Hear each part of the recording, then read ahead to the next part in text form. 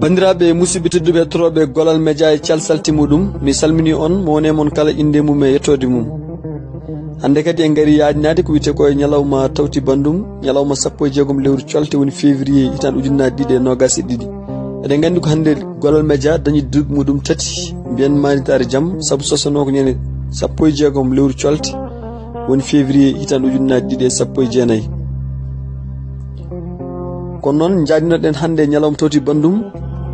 ko gorko mo Daray Abdallah Fallo Moukhtar to bangel suroɓe namadele duusoɓe ligui dikki sara bamuli to mbiyata boruji lawol maayo Fallo musib joldugol baraɗi joom kolade to wiyete kadi ballele bagaji ballele guesa ceerno sen darima e pawli mum tan coynoɗen ko jorol sambay dingale fecci poode feccen aynaɓe baari nono e ñaamo cilude e cayal cilukitano muudo takki ngore maayo ɗon woni to mbite noon cangol jorol ngarɗini mbarude laati ɗal wala e kolade waalo e jeeri. wadde gandi kalten ko gorko mo ruudi gueɗe e gawe pengam e jee fulɓe jakri sinte buubu yeye meftaten koye gorko mo suska e labba jeendu lele laami labba lele laami nuhum labba lele laami taw kadi ha joni laamu muɗum bonani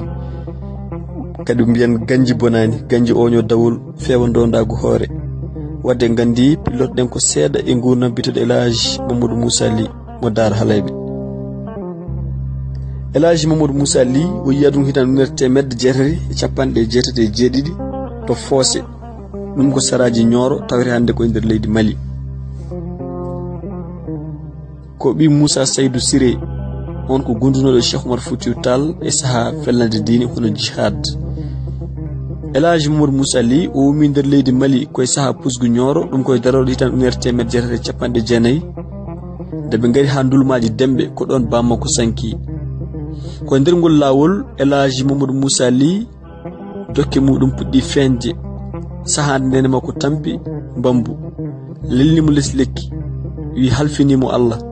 ko ɗon dande seeki weeyo wi ehemon fuutankoɓe so ɗo jiiɗi yettoyade Fouta on daka ko on tampani nde nene mum Elhaji Mamadou Moussa Ly tampi foof yo goɗɗo foftinmo wamba Elhaji Mamadou Moussa Ly ko ɗon ɓe mbaɗimo jaɓi haw yetti Daara Halayɓe. Elhaji Mamadou Moussa Ly jangi Qur'ana e kala fannuji cenginiɗe mum to banggue diine l'islam godunoɗe e oɗon saaha o yilimi ɗum ni nokkuji kewɗi gam ɓeyduto gandal hakkude leydi Mauritanie Sénégal ha Mali. Elhaji Mamadou Moussa Ly kanko fuɗɗi mawlud Daara Halayɓe hitan ujunere temedde jeenayyi e jeegom tawi ko yamirore Elhaji Malick Sy mo Tivaouane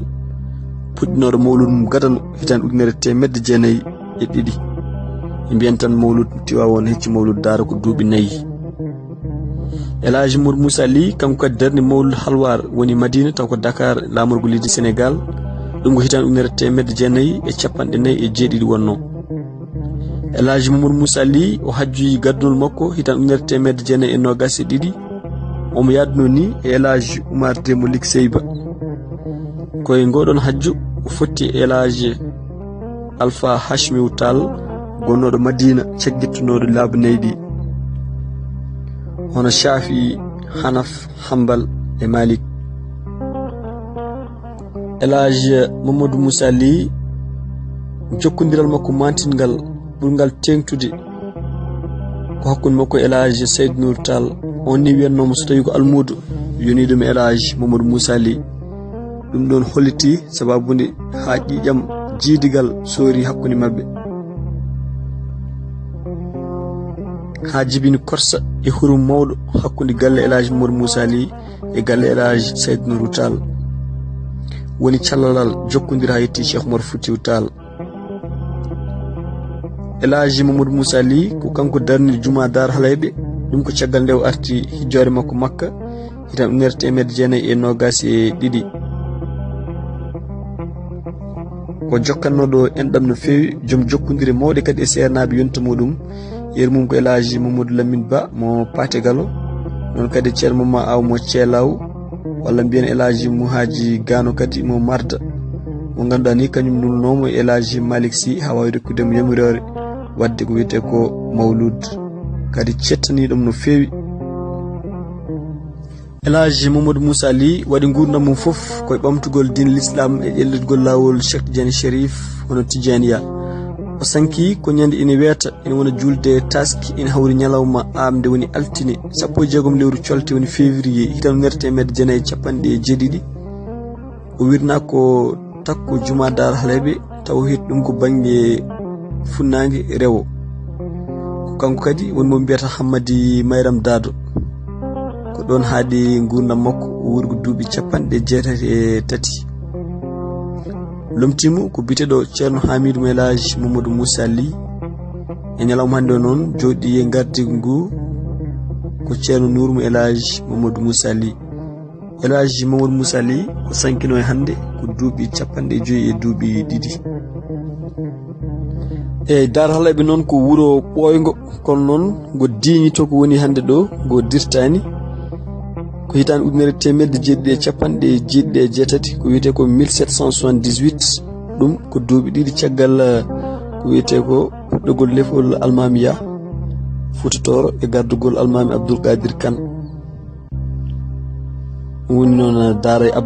Abdallah o noon ɓe wi ko Abdallah Tourejo jaa ko wocci ene wiyani ko almameɓe fuutankoɓe